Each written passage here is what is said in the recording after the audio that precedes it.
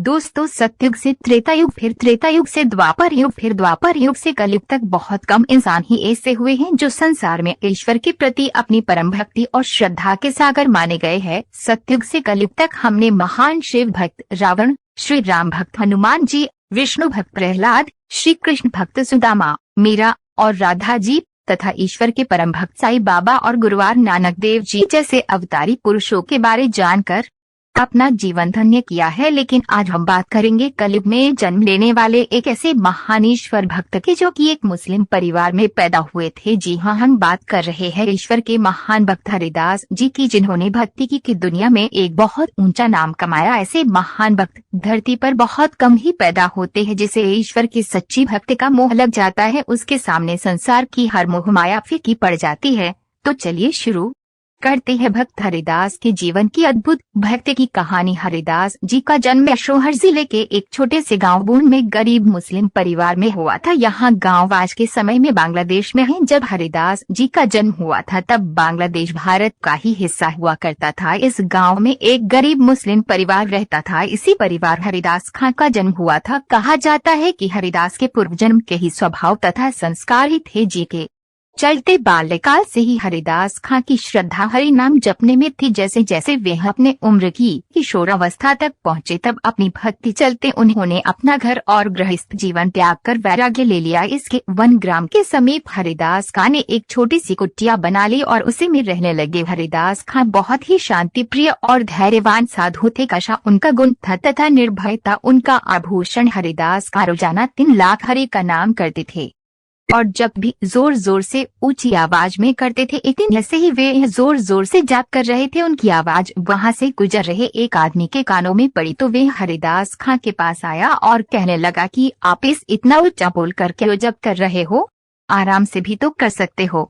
भगवान बहरे नहीं है, मन में भी जाप करोगे तो आपकी आवाज उन तक जरूर पहुँचेगी। ये सुन हरिदास खां मुस्कुराए बाहर और बोले, जी हाँ महानुभाव, आप कदाचित सत्य ही कह रहे हैं, किंतु मेरा इस ऊंची आवाज में जप करने मकसद भगवान को आवाज सुनाना नहीं है। वो व्यक्ति बोला, तो फिर क्यों इस प्रकार से हरि के नाम का गुणगान ऊंची आवाज में कर रहे हो?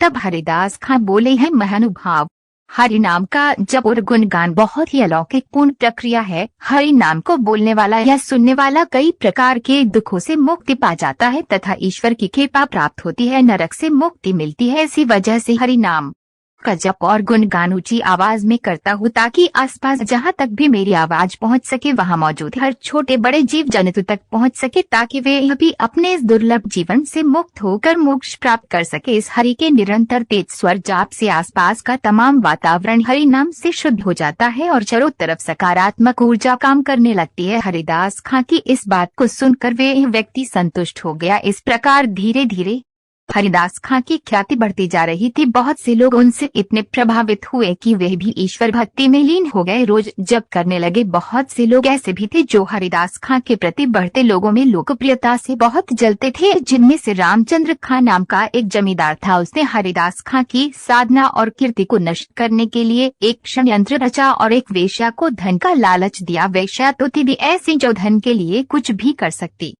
थी। वेश्या तुरंत रामचंद्र खां की बातों में आकर उसकी बात मान गई। वेश्या बहुत ही खूबसूरत थी। वेश्या ने रात को खूब साज श्रृंगार किया और हरिदास खां की कुटिया की ओर चल देती है। जब वेश्या कुटिया में पहुंची तो हरिदास खां हरि की भक्ति में लीन थे। हरिदास खां के मुख के तेज और सौंदर्य को देखकर वेश्या में तीव्र काम वासना जागी। वे पूरी तरह निर्वस्त्र हो गई और हरिदास खां के चारों तरफ नृत्य करने लगी, हरिदास खां को स्पर्श करने लगी। इस प्रकार रात्रि भर वेश्या निर्लज्ज होकर हरिदास की समाधि भंग करने का प्रयास करती रही, परंतु वे अपनी इस मंशा में सफल न हो सकी। सुबह होते ही वेश्या ने अपने वस्त्र पहने और जैसे ही चलने को तैयार हुई तभी हरिदास खां ने बोला, देवी आप कौन हो और कब से यहाँ हो?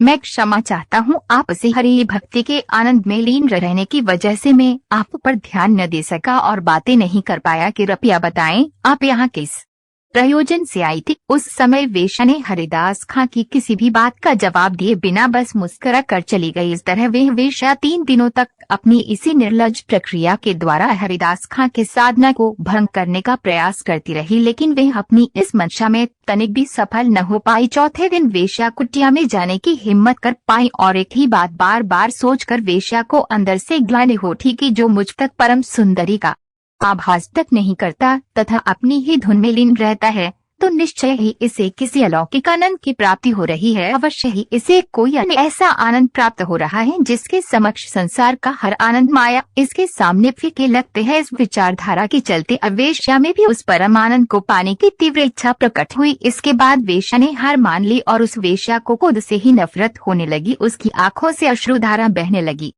लगातार 3 दिनों तक वेश्या के कानों में हरि नाम का जप जाता रहा, जिसकी वजह से चौथे दिन वेश्या पूरी तरह से बदल चुकी थी। उसके मन मस्तिष्क में सिर्फ एक ही आवाज गूंज रही थी, वो थी हरि के नाम की। 3 दिनों तक लगातार वेश्या के कानों में हरिदास खां के द्वारा की जा रही हरि भक्ति नाम की अमृत धारा वेश्या के कानों से होते हुए उसके पूरे अंतःकरण में इस प्रकार बस चुकी थी कि वेश्या का पूरा अंतःकरण अब शुद्ध हो चुका था, वह हरिमय हो चुकी थी। वेश्या ने तुरंत अपनी वेशभूषा बदली और एक साध्वी की वेशभूषा धारण कर हरिदास खां समक्ष जा पहुंची और उनके चरणों में खुद को समर्पित कर दिया। हरिदास खां ने उस स्त्री को उठाया और हरि नाम तथा भक्ति की दीक्षा देकर उसे तापस्वनी बना दिया। अब वह स्त्री सद्मार्ग पर चलने लगी तथा हरि भक्ति करने लगी। अब वह स्त्री भी उसी आनंद की प्राप्ति कर पा रही थी जिस हरि भक्ति के आनंद रूपये में डूबकर हरिदास खां जी गोते लगते थे। हरिदास खां अब वह कुटिया और स्थान उस स्त्री को सौंप कर स्वयं हरि नाम का प्रचार करने के लिए वहां से चले गए। इस प्रकार हरि नाम तथा भक्ति के परम अद्भुत प्रभाव के चलते एक वेश्या बहुत बड़ी साध्वी बन गई। इधर हरिदास खां शांतिपुर नाम के एक नगर में पहुंचे। इस नगर में मुस्लिम शासन था, वहाँ कई हिंदू भी रहते थे। मुस्लिम शासन और क्रूर शासकों की वजह से आए दिन वह हिंदुओं को धर्म और भक्ति के नाम पर प्रताड़ित किया जाता था। अब ऐसे में वहां हरिदास खां को हिंदू ईश्वर की भक्ति करता देख कुछ मुस्लिम वर्ग बहुत क्रोधित हुआ, जिसके चलते यह बात नगर के बादशाह तक पहुंची। हरिदास खां को बादशाह के सामने लाया गया। बादशाह ने हरिदास खां को कारागार में डाल दिया। हरिदास खां के बहुत से हिंदू भक्तों को जब यह बात पता चली तो वे सब इस बादशाह का अन्याय बोलते हुए बादशाह को बुरा भला कहने लगे। चारों तरफ बादशाह की बुराई होने लगी। वहाँ कारागार में भी हरिदास खां के मनमोहक रूप और हरि भक्ति से प्रभावित होकर बहुत से कैदी उनके भक्त बन गए। इस प्रकार स्थिति काबू से बाहर होते देखकर अधिकारियों ने हरिदास खां पर मुकदमा चलाया। हरिदास खां को काजी के सामने लाया गया। काजी साहब बोले, हरिदास, यह तुम्हारा बहुत अच्छा भाग्य है कि तुम एक मुस्लिम परिवार में जन्मे, फिर भी तुम काफिरों हिंदुओं के देवताओं का नाम क्यों जपते हो और उनके जैसा ही आचरण करते हो। हम तो हिंदू के घर का पानी भी नहीं पीते और तुम हिंदुओं के साथ रहते हो, खाते पीते हो और उन्हीं के भगवान का नाम जपते हो। ये सब करना बंद कर दो वरना जहन्नुम की आग में जलोगे। इसलिए यदि खुदा के इस कहर से बचना चाहते हो तो यह भी से छोड़ दो और कलमा पढ़ना शुरू कर दो, इबादत करना शुरू कर दो, हो सकता है खुदा तुम्हें माफ कर दे। यह सब सुन हरिदास खां बोलते हैं, काजी साहब, आप इतने ज्ञानी होकर इतनी छोटी बातें क्यों करते हैं? ऐसी बातें करके आपने अपने सीमित ज्ञान का परिचय दे दिया है। काजी साहब, कौन हिंदू और कौन मुस्लिम, कौन किसका खुदा है और कौन किसका भगवान है, इस किस्से को तो आप ही सुलझाएं। हम तो बस एक ही ईश्वर को जानते हैं जो समस्त संसार को चलाता है और हर इंसान के दिलों में बसता है। हम तो बस उन्हीं के हैं। हरि बोल, हरि बोल, हरि बोल, हरे कृष्णा कृष्णा कृष्णा हरे हरे, ये सब बोल हरिदास खां फिर से अपनी भक्ति में लीन हो जाते हैं। हरिदास खां की इस हरकत को देखकर वहां उपस्थित काजी साहब सहित सभी मुस्लिम अधिकारी गुस्से से आग बबूला हो जाते हैं। काजी साहब गुस्से में चिल्लाते हुए बोले, इस काफिर को पूरे बाजार में घुमाओ और इसकी पीठ पर कोड़े बरसाओ, तब तक लगाओ जब तक ये अधमरा न हो जाए। मुस्लिम सैनिकों ने वैसा ही किया। हरिदास खां को बाजार में जया गया। हरिदास खां ने हरि भक्ति की कृपा से अपनी प्राण शक्ति को केंद्र में स्थिर कर लिया, जिसके चलते चाबुक की मार से उनके मुंह से उफ तक न निकला। देखते ही देखते पूरा बाजार लोगों की भीड़ से भर गया। इस नजारे को देख बाजार में उपस्थित सभी ने अपने दांतों तले उंगली दबा ली। हरिदास खां को मार रहे सैनिक भी अब घबरा रहे थे कि इस इंसान ने उफ तक न किया और सहनशीलता की सारी हदें पार कर दी। इस तरह ये सिलसिला कुछ देर